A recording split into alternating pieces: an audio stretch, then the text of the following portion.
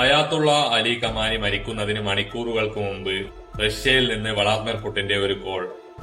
നിങ്ങൾ എത്രയും പെട്ടെന്ന് ഞങ്ങളുടെ രാജ്യത്തേക്ക് വരണം, കാരണം അമേരിക്കയുടെ ഒരു അക്രമം ഉണ്ടാകാൻ സാധ്യതയുണ്ട്.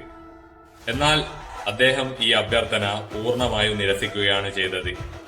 മരിക്കുകയാണെങ്കിൽ, രക്തസാക്ഷിയാവുകയാണെങ്കിൽ അത് എന്റെ രാജ്യത്ത് നിന്ന്, ഇറാന്റെ മണ്ണിൽ നിന്ന്.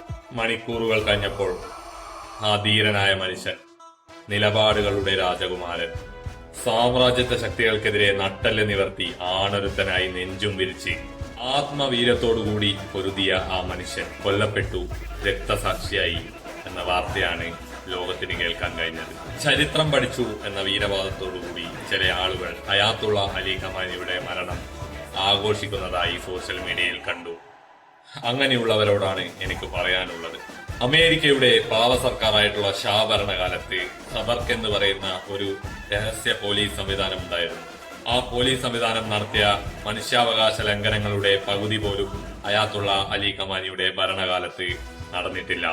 ബ്രിട്ടൻ, ഇസ്രായേൽ, അമേരിക്ക അടങ്ങുന്ന 3 രാജ്യങ്ങൾ ഇറാനെ ആക്രമിക്കാൻ വരുമ്പോൾ ചർച്ചയ്ക്ക് വേണ്ടി അവര് തന്നെ ഒരു ടേബിൾ വെച്ചപ്പോൾ ആ ടേബിളിൽ തങ്ങളുടെ നിലപാടിന്റെ പുസ്തകം വെച്ച് ആണൊരുത്തനായി നിങ്ങൾ ഏത് വൻ ശക്തിയായാലും ഞങ്ങളുടെ നിലപാടിൽ നിന്ന് 1 ഇഞ്ച് ഞങ്ങൾ പുറകോട്ടു പോകില്ല എന്ന് പറഞ്ഞ ഒരേ ഒരു നേതാവേ ഇന്ന് ലോകത്തുള്ളൂ, അത് അയാത്തുള്ള അലി ഖമാനിയാണ്.